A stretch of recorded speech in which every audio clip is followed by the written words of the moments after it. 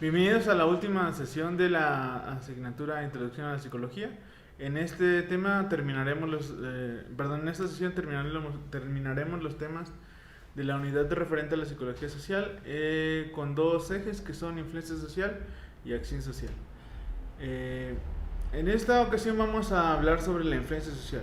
En la psicología social, tema que ya expliqué en la sesión anterior y delimité sobre qué es y qué no es la psicología social, tenemos un término llamado influencia social y se refiere al proceso por el cual otras personas influyen de manera colectiva o individual en las percepciones que tenemos nosotros y las actitudes o acciones que podemos llegar a desarrollar. La influencia social comienza por la cultura, debido a los llamados axiomas culturales. Los axiomas culturales, al igual que los axiomas matemáticos, son información que nosotros asumimos como evidente y entonces la asumimos cierta y ya no la cuestionamos más. Y ocurre cuando estamos en nuestros primeros años otra vez, desarrollando nuestros conocimientos más generales. Los axiomas sociales tienden a ser información que nunca cuestionamos o que pocas veces cuestionamos y que no tenemos claridad de por qué son así, pero no nos importa tampoco averiguarlo. Por ejemplo, la cultura nos dicta cómo vestir, porque las mujeres en ciertas culturas cubren todo el cuerpo y porque en nuestra cultura no se tiene que cubrir el cabello, por ejemplo, porque los hombres utilizamos pantalón y falda y no al revés, cuando fisiológicamente podría ser más adecuado para ir a hacer las necesidades, el cambio, pero eso no se cuestiona porque es una acción. La cultura especifica qué comer y qué no comer. Nosotros en nuestra cultura tenemos la tendencia a comer animales, pero no cualquier animal. Es decir, la gente no se cuestiona por qué podemos comer una vaca, pero no podemos comer un caballo, o por qué no podemos comer un perro y en otras culturas sí se puede. Simplemente asumimos que esas culturas están equivocadas y nosotros estamos en lo correcto. Las personas de diferentes culturas buscan diferentes cantidades de espacio personal. Nosotros nos referimos a qué tanto me acerco a las personas que están en mi círculo social o casual, y en diferentes culturas es diferente. Es decir, en otras culturas es diferente. Nosotros los latinos tendríamos a tener una cercanía física mucho más pequeña que en culturas, por ejemplo, en el occidente, en el norte de Europa, por ejemplo. La gente se tiende a quedar más lejos. Estos axiomas culturales nos permiten darle un orden y un comportamiento socialmente aceptado a nuestra vida y permite que nos desenvolvamos sin tantos problemas. Lo mismo sucede con lo que llamamos conformidad, y este tema es muy importante, pero es muy importante también que distingamos la conformidad social con el conformismo visto desde el punto de vista de la ambición. Es decir, conformidad no se refiere a que yo me conformo con poquitas cosas o con pocos logros, sino a cómo yo me conformo con los demás. Es decir, cómo me compenetro y hago lo mismo que hacen los demás a mi alrededor. Esto es la conformidad social y lo que investigamos en psicología social. Con base en las normas de la conducta de los individuos de nuestra sociedad, es bastante predecible cómo se van a comportar, y esto se llama conformidad porque todos se comportan de manera igual y por lo mismo yo tiendo a comportarme de esa manera. Para que los grupos funcionen debe haber cierto grado de conformidad. Hasta cierto punto la gente debe dejar voluntariamente de lado sus propias preferencias o creencias para aceptarlas de un grupo mayor para que se pueda vivir en sociedad. Si no fuera de esta manera, entonces no podríamos tener grupos tan grandes como los que tenemos. La conformidad entonces es ceder de manera voluntaria a las normas sociales, aún a expensas de lo que nosotros opinemos personalmente, con el objetivo de mantenernos en grupo y así mantenernos seguros y con recursos. Una de las personas más importantes en haber estudiado este fenómeno fue el psicólogo Solomon Asch, en un experimento que ya se ha vuelto muy famoso. El experimento de Asch ponía a una persona que era el sujeto experimental junto con dos personas que eran cómplices de la investigación, y les mostraban la siguiente lámina.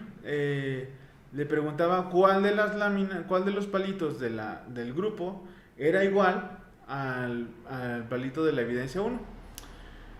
Los cómplices estaban entrenados para decir que ya sea el B o el C, pero los dos diciendo el mismo, eran el que era igual. Por ejemplo, en este caso, si Juanito dice que el C y Pedrito dice que el C, yo que soy el sujeto experimental, evidentemente veo que el que es igual es el A. Siento inseguridad de decir que es el A porque los dos dicen algo diferente. Y esto genera un conflicto. El conflicto de enfrentarme al grupo, dado que tengo una opinión distinta, o conformarme con ellos porque estoy dudando de si lo que yo percibo es real. Entonces, le pregunto primero a Juanito, luego a Pedrito y luego me preguntan a mí, para que yo escuche qué es lo que dicen ellos, y la mayoría de la gente tiende a decir, aunque su percepción les dice completamente lo contrario, que ellos dos tienen razón. Esto se llama conformidad, y así es como Salomon Asch empezó a estudiar este fenómeno. La conformidad tiene gran influencia en las conductas sociales. Cuando Asch realizó el primer estudio,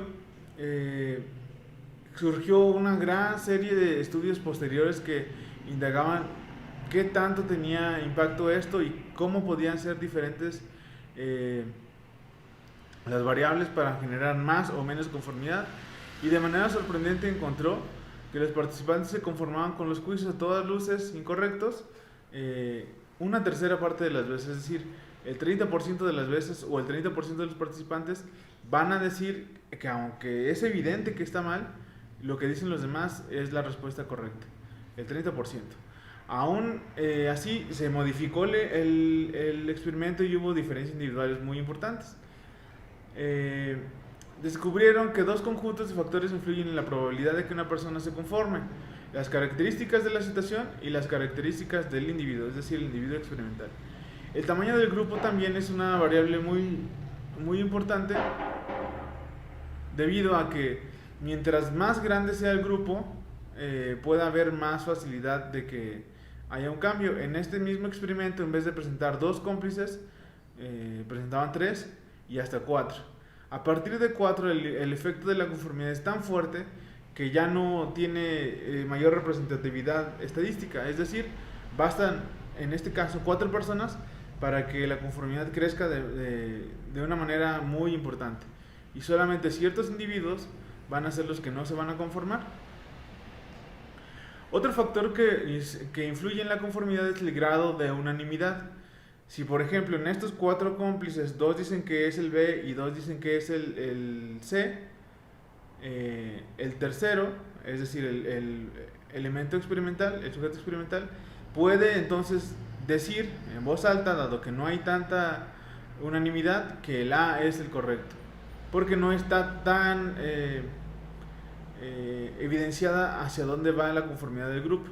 Pero si los 4 dicen que es el C, es muy poco probable que el sujeto contradiga a los demás. Cae en una categoría en la que es difícil encontrar sujetos que sean tan contraconformistas. Al parecer, tener un solo aliado disminuye la presión de conformarse. El aliado ni siquiera tiene que compartir el punto de vista del participante, basta con romper la unanimidad para que se reduzca la conformidad. La naturaleza de la tarea es otra variable que puede ser que influye a la conformidad. Cuando la tarea es más difícil de decidir, es decir, por ejemplo, si los palitos fueran menos evidente que son diferentes, el sujeto no tiende a ser conforme con los demás, es decir,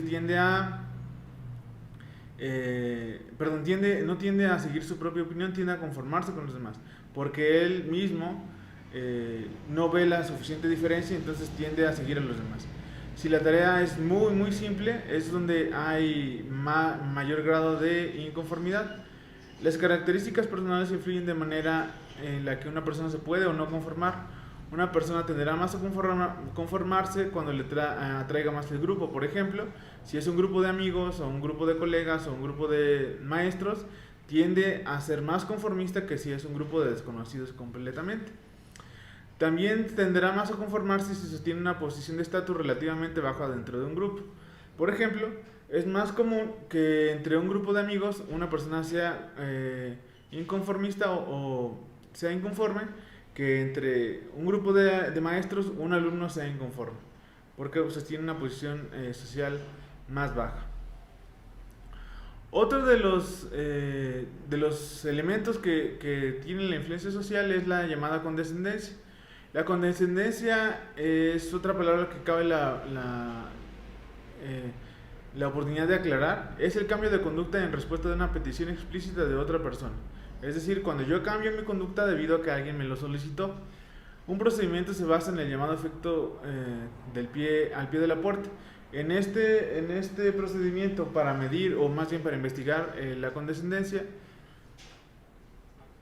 en este experimento se utilizó a un grupo de personas universitarias y les pidieron una exigencia muy grande, algo así como que construyan el nuevo salón de artes, ¿no? Y la mayoría se negaron rotundamente. Pero cuando el efecto del llamado pie de la puerta indica que cuando una persona está, digamos, dispuesta a escuchar, a tener atender la primera solicitud, es más probable que le pueda hacer una solicitud de una menor categoría. Entonces, en este estudio, las personas no querían construir el salón, pero la persona que estaba haciendo la investigación no era el objetivo que construían el salón, era evidente que se iban a negar. Lo que en realidad era el objetivo era que llevaran a unos niños a un zoológico. Si primero les pides una solicitud que es casi imposible y luego le dices, bueno, no, eso no, pero ¿qué tal si me ayudas a esto? La gente tiende a aceptar mejor la segunda tarea. Esto es debido a que en muchas circunstancias una persona que se ha negado a condescender en una petición accede a la segunda. Por ejemplo, se puede sentir culpable de no haber hecho la primera y entonces si le pide la segunda sienta que es su necesidad reparar el daño de la primera negativa y por eso tiende a hacerlo. Este efecto también se conoce como efecto puerta en las narices.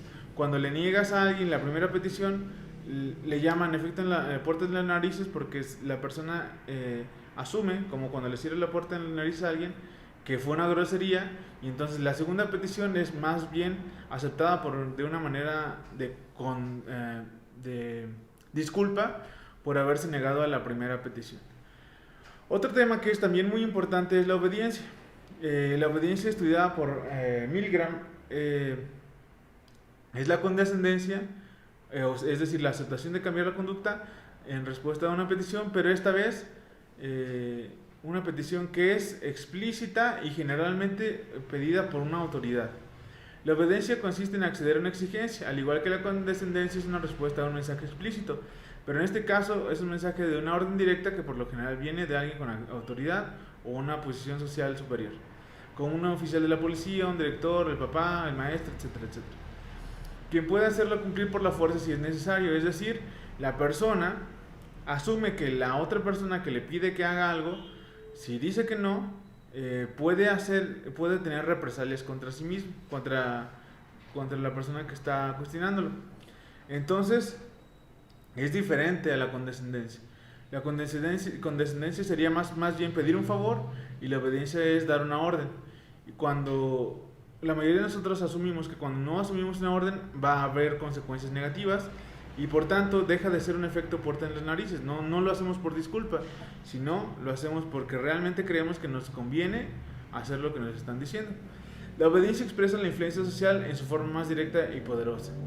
En el experimento de Milgram, para estudiar la obediencia y los grados que puede llegar a tener, Milgram tomaba a un estudiante, lo ponía, él era maestro, una autoridad en el laboratorio, tomaba a un estudiante y le decía que la persona que estaba del otro lado de la habitación, a la cual era capaz de escuchar por medio de una mampara, tenía que responder una serie de preguntas correctamente. Si se equivocaba, recibiría una descarga eléctrica. La persona tenía un tablero en el que iba proporcionando descargas eléctricas de mayor a menor grado. Milgram iba a decir qué cantidad de voltaje, por decirlo de alguna manera, iba a recibir la otra persona. Cabe mencionar que la persona en la otra habitación era un cómplice y realmente no estaba recibiendo ningún castigo, pero tenía la orden de actuar como si lo estuviera haciendo. Deliberadamente la persona en la otra habitación fallaba las respuestas y entonces Milgram decía al alumno que presionara cierta cantidad de voltaje. Y al principio del experimento había dicho que iba a ser un experimento seguro y que la otra persona no iba a recibir daño. Sin embargo, al subir los voltajes era evidente que la otra persona estaba sufriendo porque gritaba y pedía que se liberara y demás. Sin embargo, lo interesante del experimento de Milgram es que las personas seguían proporcionando electrochoques a la persona que sufría, incluso cuando ésta pedía que se le retirara, y no se detenían. En cambio, si a alguien se le pedía que proporcionara electrochoques sin una figura de autoridad que lo pidiera, se detenía mucho antes, es decir, llegaba a 5 o 6 voltios, 12 voltios a lo mucho, por decirlo de alguna manera, pero cuando estaba la figura, seguir proporcionando los electrochoques hasta una cantidad que fuera realmente dolorosa en apariencia, porque como ya sabemos no había realmente daño a la persona. El experimento de Milgram explica que la gente tiene la tendencia a hacer conductas que a veces van en contra de sus principios morales y éticos si una figura de autoridad se les está exigiendo. Sugirió que las personas llegan a verse como agentes de los deseos de alguien más y por lo tanto no se sienten responsables de las consecuencias que pueden llegar a obtener. Una vez que ha ocurrido el cambio de autopercepción, empieza la obediencia porque en la propia mente del sujeto ha renunciado al control de sus acciones. Además explica de una forma alternativa que los participantes obedientes no sucumben a las fuerzas situacionales, sino que logran percibir la situación correctamente. No logran percibir la situación correctamente, como es el caso de Milgram y su experimento en el que les decía al principio que las personas del otro lado de la mampara no iban a recibir daño. Entonces la persona asume que no está recibiendo daño y por lo tanto toda la faramalla de que le está doliendo y que lo dejen ir es falsa. Nizami argumenta que la verdadera lucha emocional de los participantes obedientes no consistió en decidir si obedecían o no obedecían las órdenes, sino si realmente la persona que les estaba dando las órdenes era confiable o no. Y esto se puede observar en muchas ocasiones en nuestra vida social actual. Es el caso de los soldados, por ejemplo, que no se sienten culpables, o por lo menos no al grado en que tú te sentirías culpable si le dispararas a alguien, porque asumen que están obedeciendo órdenes.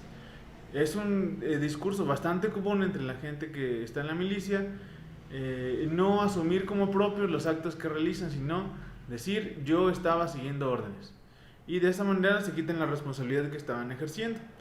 También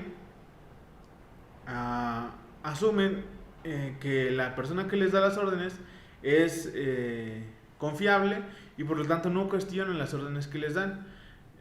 Como es muy común, creo que lo vi hasta en un meme, la gente cuando empieza a cuestionar si los actos que está haciendo son adecuados a su propia percepción moral, se preguntan si realmente ellos son los buenos. Por ejemplo, en la guerra, ¿realmente nosotros somos los buenos o somos los malos?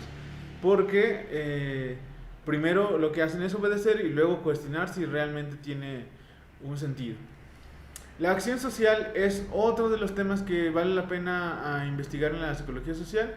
La acción social se refiere a las conductas que tenemos como grupo.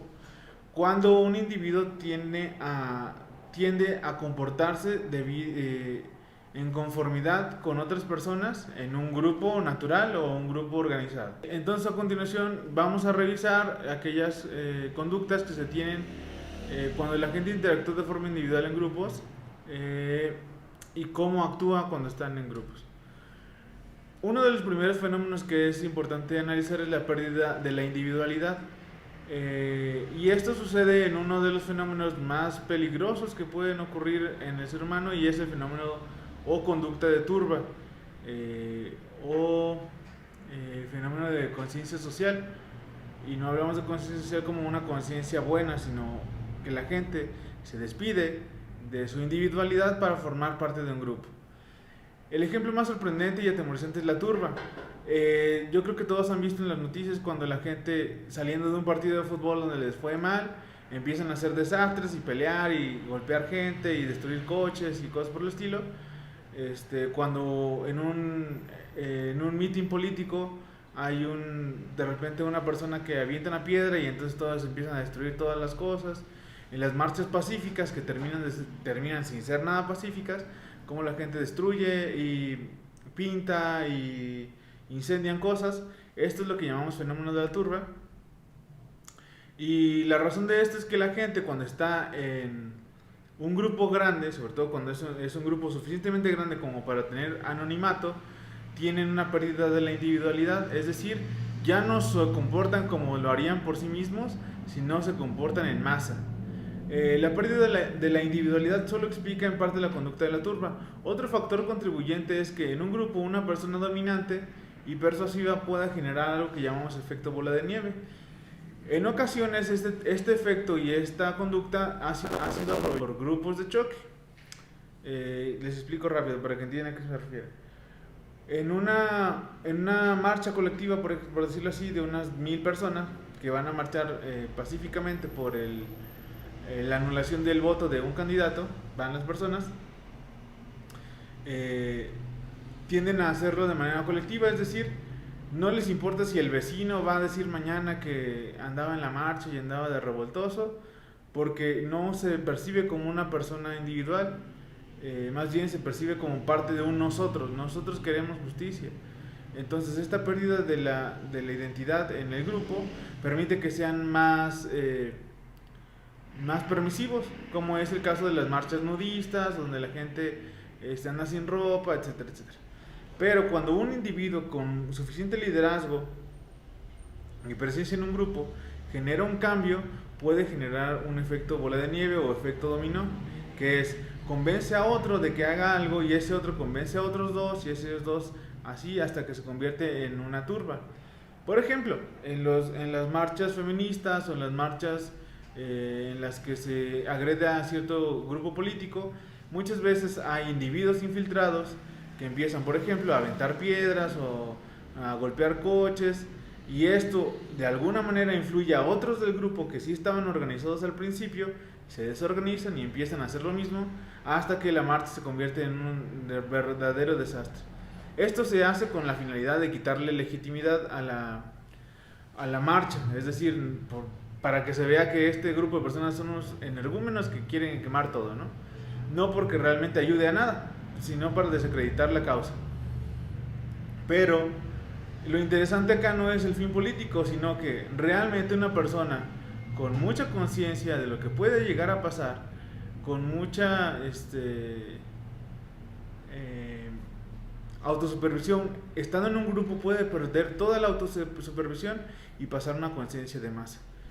Por eso la importancia de los grupos políticos de generar meetings masivos, porque en este momento la gente ya no decide si va a votar por el candidato o no de manera propia, sino si nosotros somos un equipo suficientemente fuerte.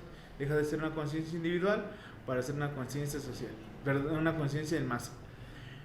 Otro de los fenómenos también interesantes es la llamada conducta de ayuda.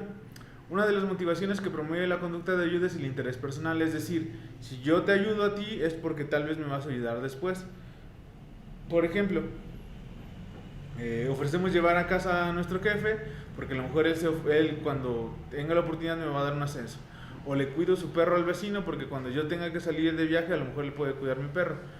Esto es el interés de la ayuda. Pero a veces cuando no esperamos nada de recíproco, se llama conducta altruista. La conducta altruista es cuando de manera desinteresada ayudamos a alguien más. Esto solamente tiene la recompensa de sentir gratificación de ser útil en la sociedad. ¿En qué condiciones es más probable que suceda la conducta de ayuda? es probable que tenga influencia en la situación, así como en el individuo propiamente. Es decir, hay personas que tienen más tendencia a ayudar que otras, y además hay situaciones en las que es más fácil ayudar que en otras. Las variables situacionales son más importantes en presencia de otras personas. En un fenómeno llamado efecto del espectador, a medida que se incrementa el número de espectadores pasivos, disminuye la probabilidad de que alguien ayude. Es decir, si alguien se cae en medio del zócalo, donde hay 500 personas caminando, se vuelven 500 espectadores al mismo tiempo. Mientras más espectadores hay, es menos probable que uno ayude, y solamente los ven ahí tirados a la gente. Y es eso mismo lo que explica, por ejemplo, cuando vemos a una persona tirada en la calle y como nadie lo ayuda, asumimos que está borracho o que ahí se quedó a dormir, porque mucha gente lo está viendo. Sin embargo, si nosotros estamos solos y vemos que alguien se cae, como estamos solos y no hay nadie más que vaya a ser espectador, nosotros no asumimos que alguien más debe ayudar y por lo tanto nosotros mismos brindamos la ayuda. También existen las características personales. Estas influyen en si voy a ayudar o no. No todos los espectadores tienen igual probabilidad de ayudar a un desconocido. Al aumentar la responsabilidad personal que alguien siente por el grupo o por la sociedad, sube la probabilidad de que vaya a ayudar. En un experimento era más probable que los participantes trataran de impedir el robo por ejemplo, el coche. Si la persona te vio cuando se bajó del coche y te dijo, oye, ¿me lo cuidas 5 minutos? Entonces llegaba otra persona, que era un actor, y hacía como que iba a robar el retrovisor, y entonces sí ayudaba, así, hey, deja eso. Pero si tú ves a la persona que se baja del coche y no te dice nada, y solo se va, llega llega otra persona que hace como que se va a robar el retrovisor, es muy probable, y pasa muy seguido, que la gente asume que alguien más va a actuar y entonces no ayuda, y se perpetúa el robo. Otro de los temas que es importante o que es interesante es la toma de decisiones en grupo. A menudo se dice que dos cabezas piensan mejor que una, pero realmente esto no tiene nada de cierto. Las decisiones en grupo suelen ser mucho más complicadas que las decisiones individuales. La sociedad tiende a asumir que las personas en grupo tienen mejor decisión sobre ciertos temas, y es por eso que tenemos un congreso. Nosotros le damos la confianza a un congreso y no a un rey, porque creemos que el congreso va a decidir lo mejor para todos, porque representan a toda la sociedad. Sin embargo, basta con ver un ratito el canal del congreso para que nos demos cuenta que es casi imposible que se pongan de acuerdo, y pocas veces van a decidir en torno a lo que es mejor para nosotros, sino en torno a lo que es mejor para ellos mismos. Esto no tiene nada que ver con la calidad de las personas que son, sino con el fenómeno de la toma de decisiones en grupo. Las principales decisiones recaen en grupos, pero no creo que a la hora de pensar en que íbamos a dejarlo en grupo, no asumimos y no pensamos que era muy difícil, y probablemente traería malas consecuencias para todos los demás. Uno de los fenómenos que explica esto es lo que llamamos el cambio riesgoso, es decir, una persona que asume una decisión por los demás sabe que tiene una responsabilidad sobre el destino de todos, y de manera personal decide no tener una conducta que sea muy riesgosa. Sin embargo, en grupo la gente tiende a tomar conductas más riesgosas, porque así como en la conducta en masa, la concepción de individualidad se pierde, y entonces asumimos que quien tomó la decisión somos nosotros y no un yo. Por lo tanto, tienden a ir más alejados. Si tú le pusieras la decisión al diputado Juan López de subir el IVA al 30% en vez del 16%, probablemente él no vaya a decir nunca que sí, porque sería el responsable de subir el IVA al 30%. Pero si se lo pones a la Cámara de Diputados entre los 500, es mucho más probable que entre los 500 sí vayan a decidir, porque al final, si le preguntas al que sea, va a decir fue una decisión de todos. Eso es lo que llamamos el fenómeno del cambio riesgoso. También otro fenómeno es la llamada polarización. Cuando la gente está tomando una decisión en grupos, ha demostrado que este fenómeno del cambio riesgoso es parte de un fenómeno aún mayor que se llama polarización.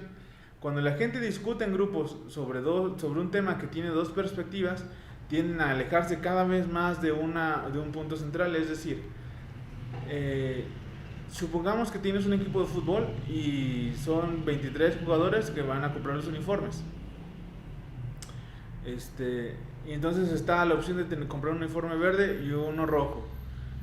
Probablemente tú querías uno azul, entonces no sabes ni en cuál estar, pero en cuanto empieza la discusión y hay un grupo de verdes y un grupo de rojos,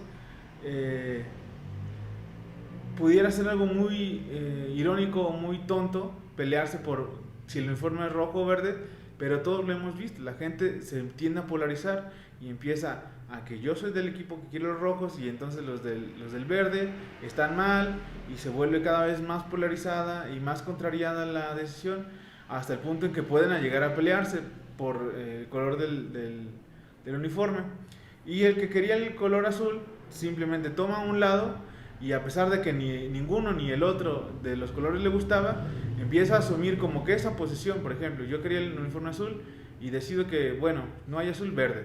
Entonces empiezo a asumir mi posición como es verde y necesitamos verde, y es que ustedes no entienden que el rojo está feo y bla, bla. Cuando en un inicio yo ni siquiera quería verde ni rojo, quería un azul. Esto se llama fenómeno de polarización, y explica por qué, por ejemplo, en la Cámara de Diputados, personas que son muy preparadas académicamente y con negocios y familias rimbombantes, etcétera, los ves ahí agarrándose a tablazos. La polarización es un fenómeno que influye y cambia las decisiones de grupo.